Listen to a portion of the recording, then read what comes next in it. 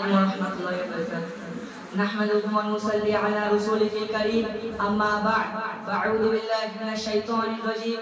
Bismillahirrahmanirrahim. Wa ma arsalnaka illa rahmatan lil alamin. Shadaqallahul azim.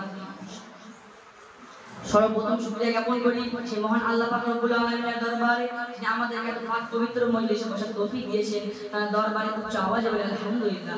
তারপর পরে জানাই যে নবীকে সৃষ্টি না করলে আজ আমি আপনি গাছপালা পশু পাখি এমনকি আরো হাজার মখলুকাত কিছুই সৃষ্টি হতো না। তার দরবারে শুকরিয়া স্বরূপ বলি সাল্লাল্লাহু আলাইহি ওয়াসাল্লাম। অতঃপর আজকে আঞ্জুমান ইসলাম আল লিসানে আমার পাশে বসে থাকা শিক্ষক মণ্ডলী এবং সামনে উপবিষ্ট সকল ছাত্রবিন্দু সকলকে আমি আমার স্থল থেকে বুক করে ভালোবাসা অভিনন্দন জানিয়ে নির্দিষ্ট বিষয়ের উপর আলোচনা রাখছি। আমার তৌফিক ইল্লা বিল্লাহ। সুদী শ্রোতা মণ্ডলী, আজ থেকে 1500 বছর পূর্বে যখন এই ধরার বুকে অত্যাচার, অবিচার, শিরক, বিদআত, ফিতনা, ফাসাদ যখন গোটা পৃথিবীর অন্ধকারের মধ্যে ছিল, ঠিক সেই সময় মানুষ শান্তির জন্য চাতক পাখি নিয়ে চেয়ে থাকতো কখন খোদা পেয়ে তাদের শুভকামনা করবে দুনিয়াতে। ঠিক সেই সময় আরব দেশের মক্কা নগরে মা আমিনার কুলে করে আলোয় আলোকিত করে সুবহেসা থেকে 570 খ্রিস্টাব্দে এই ধরার বুকে প্রিয় নবী হযরত মুহাম্মদ সাল্লাল্লাহু আলাইহি ওয়াসাল্লাম আসলেন। তিনি এমন এক যুগে আবির্ভাব হলেন সেদিকে মানুষের সিংহের চেয়ে হিংস্র, অজগরের চেয়ে বিষাক্ত, এমনকি কুকুরের চেয়ে লোভী। তারা মানুষকে মানুষ বলে মনে করতো না। নারী জাতি ছিল না কোনো মর্যাদা।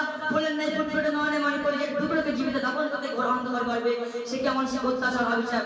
তিনি এমন এক যুগে তিনি অশান্তির বার্তা দূর করতে এবং শান্তি ফিরিয়ে আনতে নিপীড়িত, লজ্জিত, বঞ্চিত, অপমানিত দুর্বল মানুষের পাশে দাঁড়িয়ে তিনি শান্তি ফিরিয়ে আনলেন। এবং তিনি 63 গণের জীবনের পথে মিথ্যা কথা বলেননি। তার কথাবার্তা হচ্ছে নম্র, ভদ্রতা, মালা।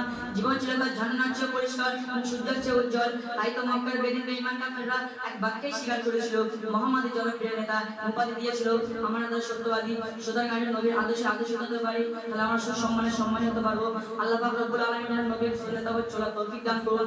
আমিন সুম্মা আমিন ওয়া আখিরু দাওয়ানা আলহামদুলিল্লাহি রাব্বিল আলামিন।